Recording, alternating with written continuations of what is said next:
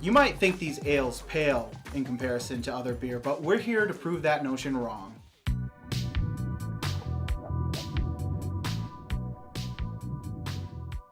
Today, I've brought a beer that's cleverly named after its single type of hops. And hang on tight because I've brought a live one. So let's get into it. Jason, what I brought in our pale ale comparison is the Styrian Golding by Green Flash Brewing out of California.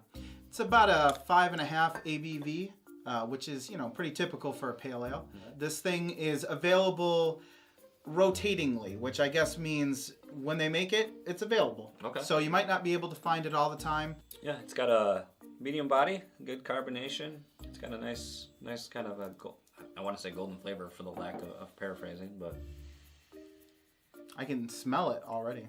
Yeah, nice kind of some grassy notes in there. It's got a good overall flavor though. Yeah, I get that grassy note too, but it's not very strong. It is well balanced. No, I would say. yeah. It's not. It's definitely no IPA. It's not stinging the nostrils, as it were. No, not much hop flavor at all, but which is what you kind of want in a pale, typical in a pale ale. So yeah, that's Styrian Golding. I'm interested to see what you brought for us next. Lucas, my beer for this episode is Live by Southern Tier Brewing out of New York. It's a session ale, clocking in at 5.5 ABV. And the funny thing is, you might say, well, session beers are usually 3 to 5%. This one is 5.5, so that's a little different. It is year-round availability, and you see on the artwork there that it's got some ticket stubs. So it's a celebration of like live music, things of that nature. So that's where the naming convention and everything comes from on the bottle. It's got a pretty clean taste. It's quite aromatic. It's got almost like a citrusy scent to it, but not quite on the taste. It's a bit more clean than the aroma would make you think.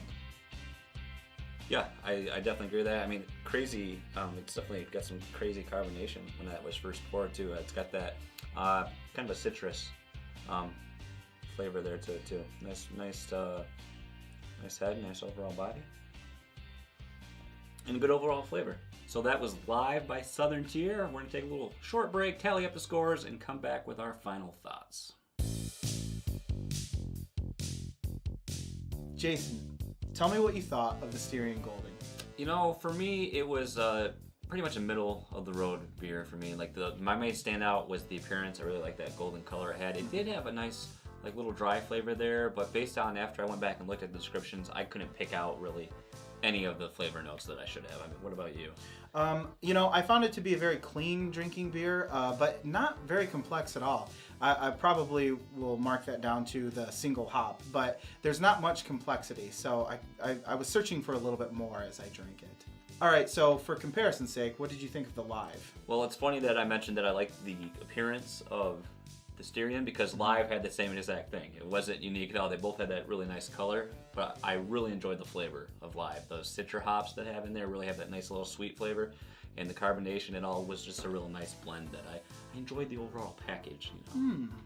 Yeah, I thought I'm pretty much in agreement with you. I mean, I thought, again, it has a clean taste. Mm-hmm. It's a little more complex, and like you said, the aroma and the mouthfeel for me was a big thing.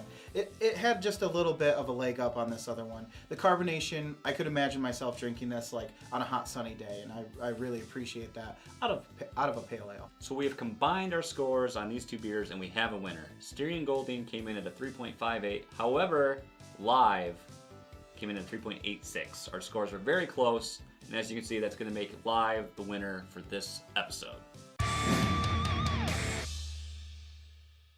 That's going to do it for our show. It was a close one, but it was a fun one. So thanks for joining us. You can follow us on Facebook at Battle of the Beer. You can also find us on Twitter at BOTB_show.